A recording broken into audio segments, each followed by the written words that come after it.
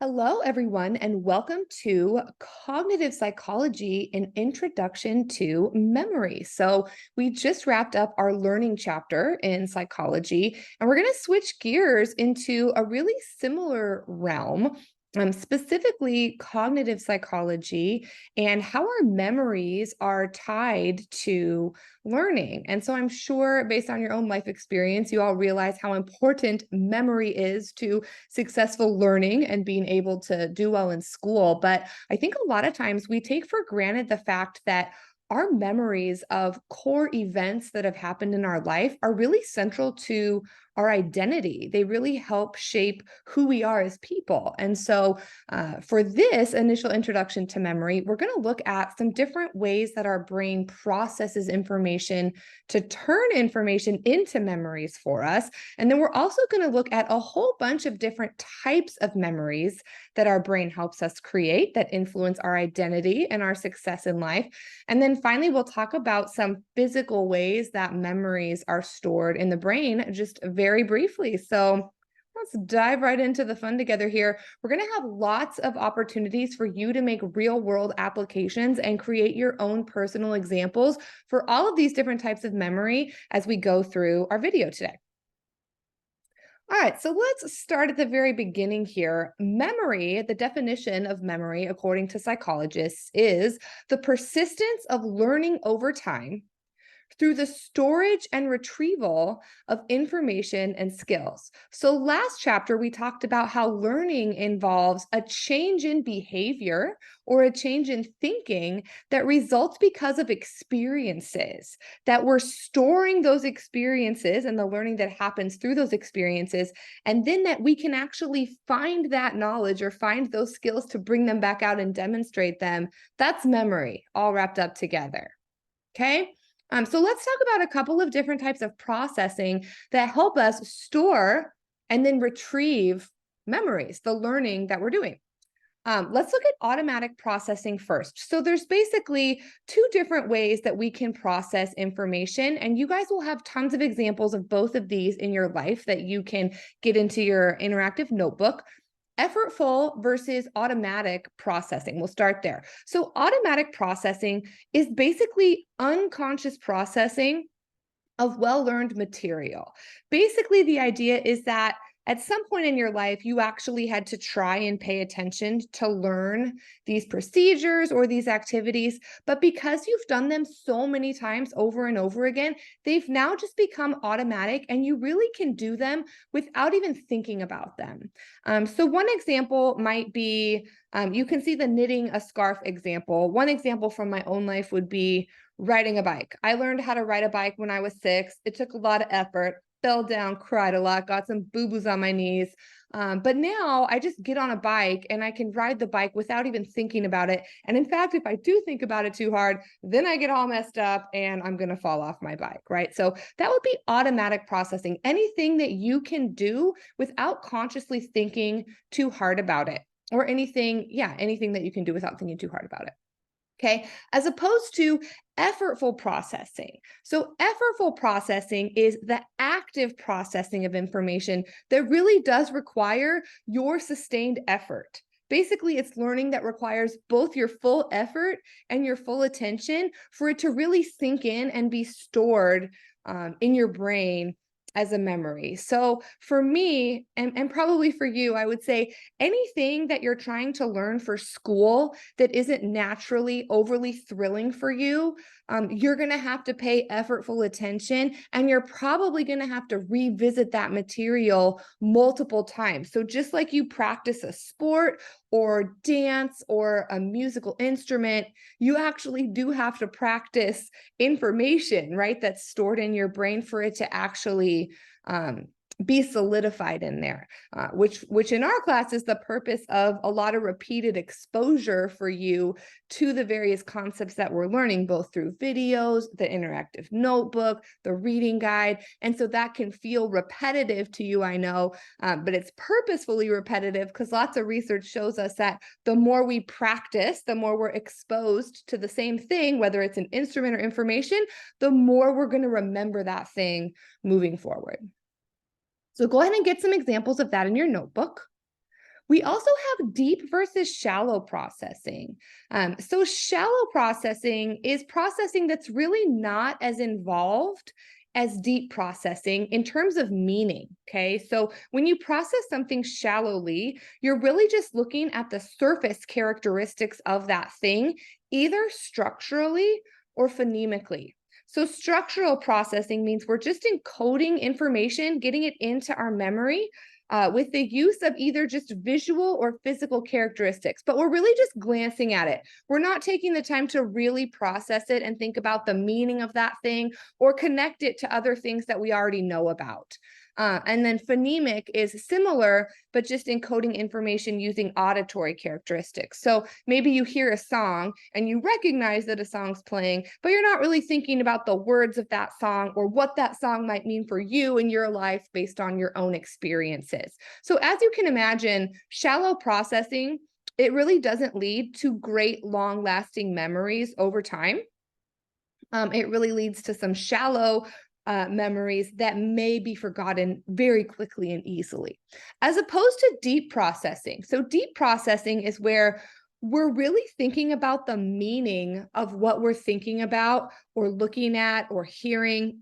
And deep processing absolutely creates stronger memories because it involves us making connections between the thing that we're seeing or hearing or thinking about and something that's already happened to us. And when we take the time to make those connections, we remember things better. You're engaging in shallow processing if you're just kind of listening to this presentation right now and not taking notes and not trying to make personal connections, but you're engaging in deep processing to the extent that you're actually really trying to think about the meaning of my words, the meaning on the screen, and to make connections with specific examples from your own life. And that's going to result in stronger memories. Okay, so just kind of taking a look at encoding.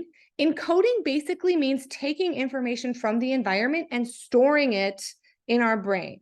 So encoding, like we just talked about, occurs on a continuum. We have shallow processing. We know from brain research that that happens in the amygdala, kind of medium level processing. And then we have really deep processing that involves your prefrontal cortex, all of those uniquely human skills, that critical thinking ability.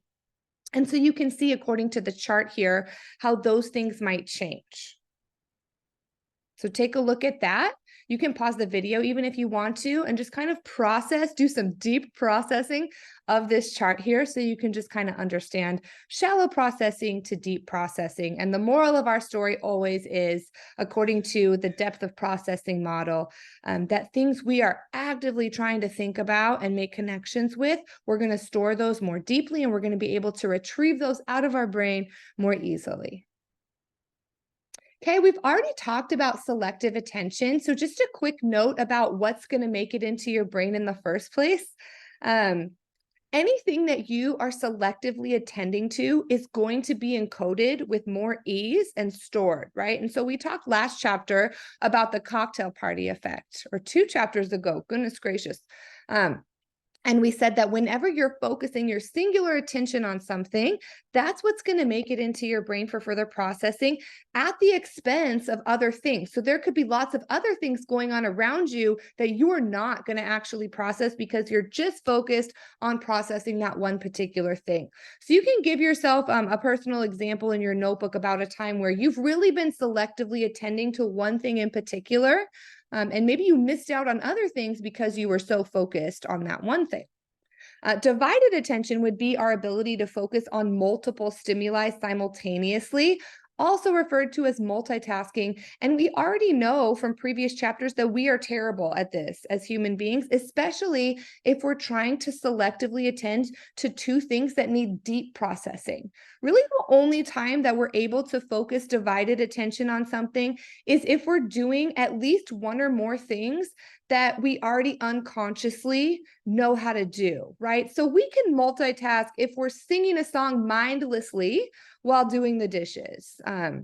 Divided attention decreases the amount of attention placed on one thing. So you're not going to do any of the things as well unless there's those automatic types of things. I remember one time I was trying to start a load of laundry while both of my kids were asking me questions about all types of other things. And I thought that I was multitasking. But then when I went back to check on the laundry, I realized that I literally ran an empty washer. Like I put the water in, I put the dish detergent or the clothes detergent in, but I never put the clothes in. I just shut the lid and started the laundry because I was so distracted paying selective attention to my children when I thought I was actually doing a good job with divided attention. So maybe you have an example of that in your own life too, where divided attention did not go so well for you, or an example where you actually were able to pay divided attention because you were doing two really simple things at the same time. Okay, we're going to pause for a moment. And I know that some of you mentioned you don't love to pause and do these interactive activities. I promise that this one is really going to be worth your while. We're going to look at metacognition, which is your ability to think about your own thinking.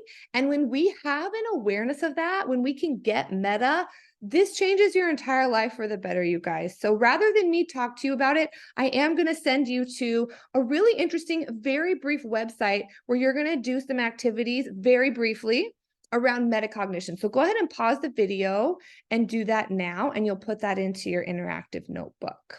I'm excited to see what you have to say about this one in particular when I grade them.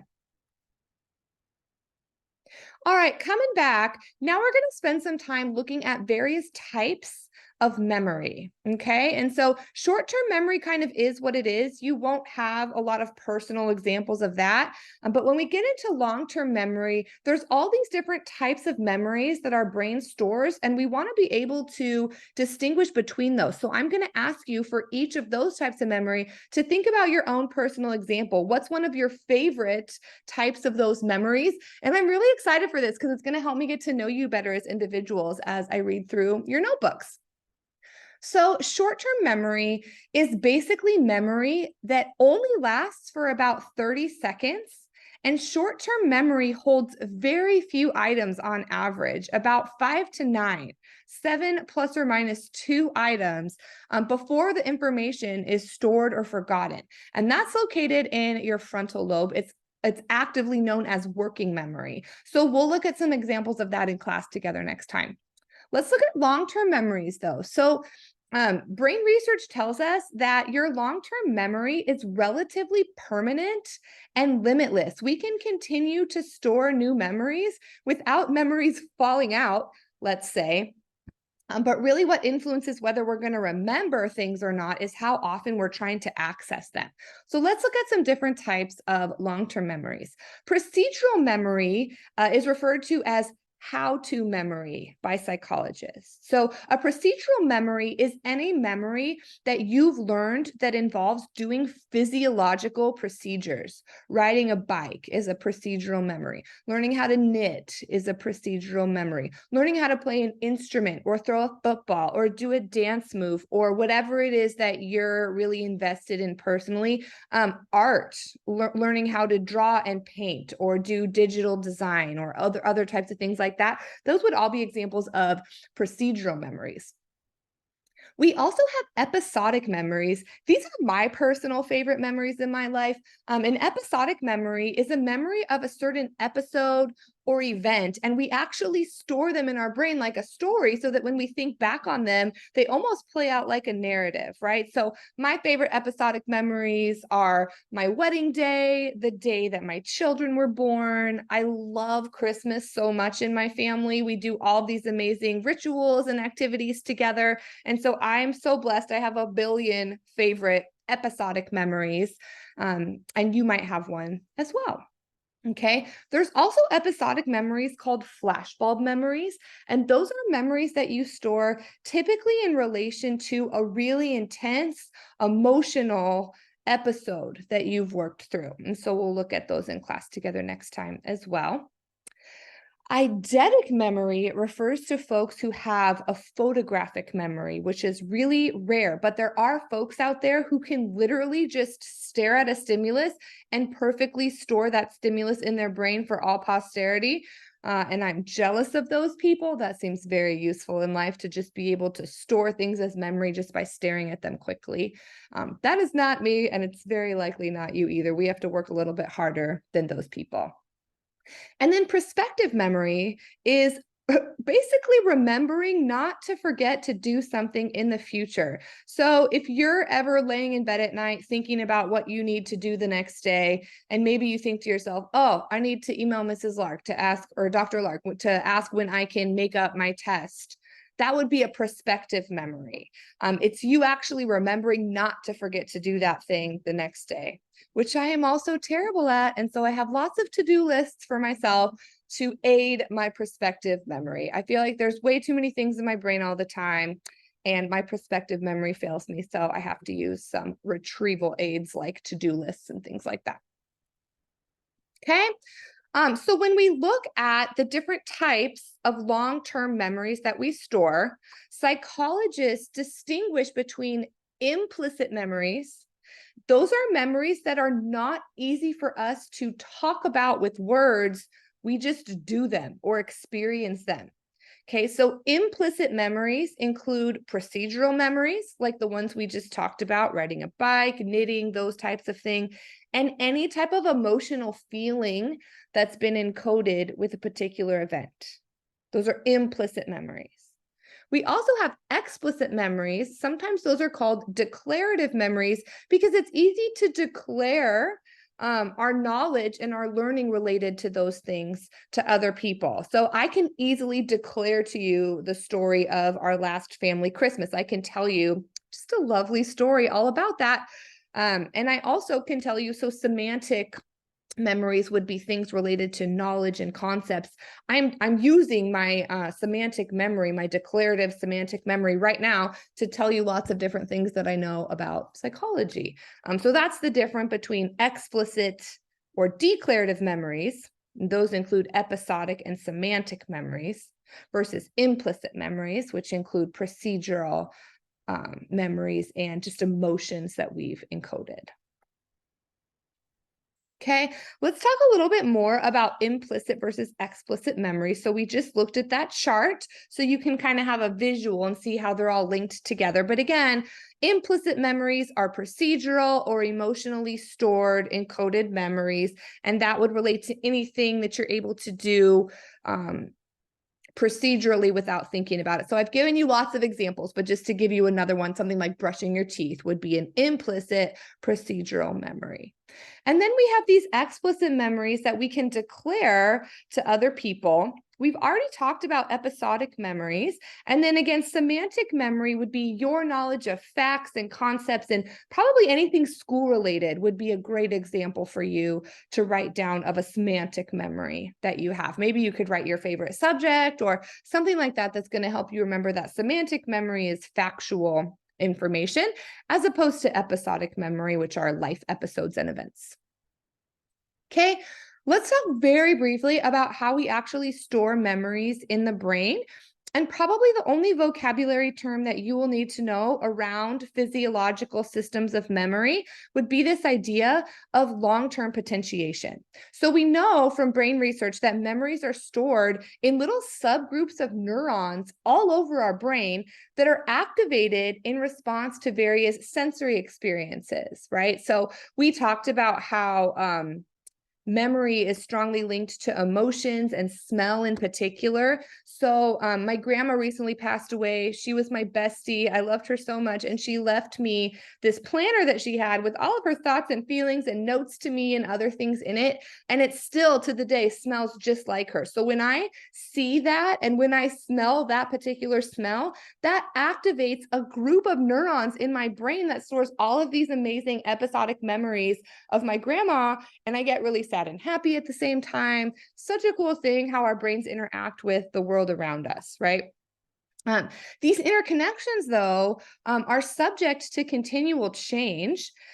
And the storage of information in our long-term memory is a function of new interconnections and synapses that are kind of constantly changing. And so we're going to remember things the best when we continue to recall them so we can strengthen those neural pathways.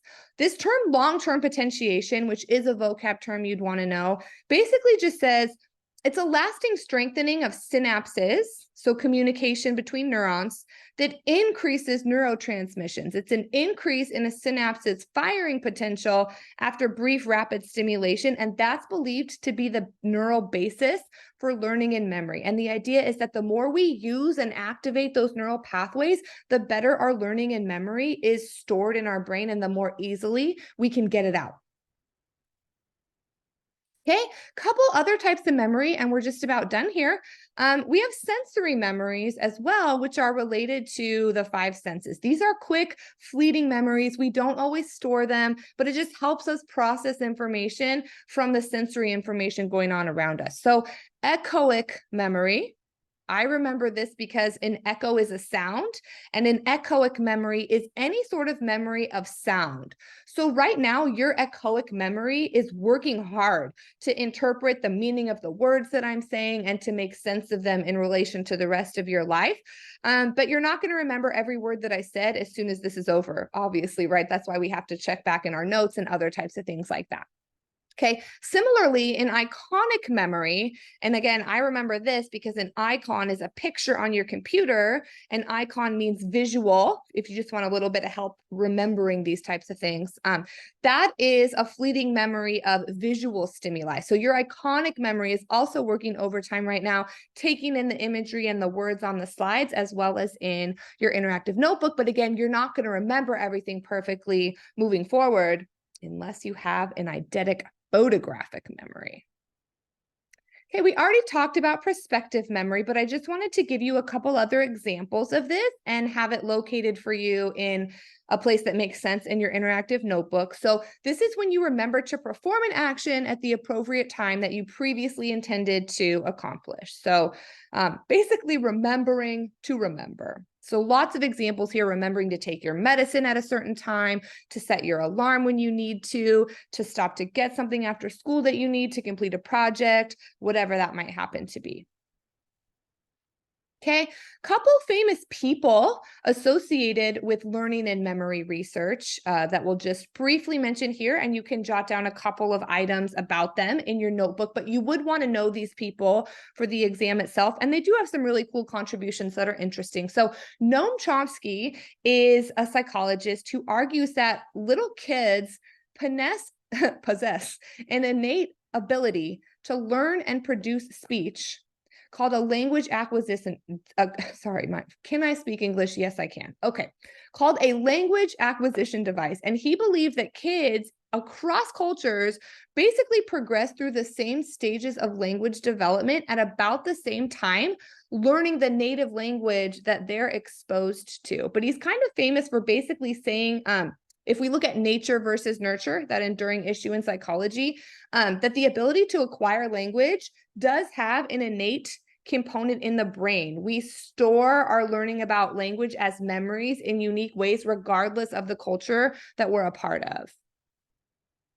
Okay, this guy Ebbinghaus, he's famous for looking at research around forgetting. So annoying when we forget things that we want to remember, right? And so Ebbinghaus suggests that learned information tends to be forgotten very rapidly after days or weeks.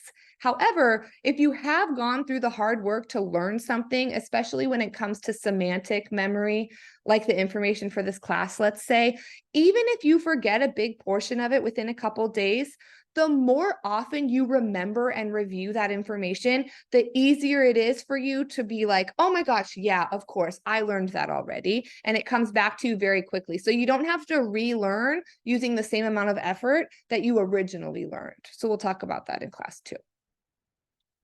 Okay. And then Elizabeth Loftus. So if you have time, you guys, you should look her up on YouTube. She has so many fascinating studies related to memory and particularly false memories. And she basically does all this research to show that we tend to be really, really confident in our ability to remember as humans, but we're falsely confident because our memory betrays us all the time.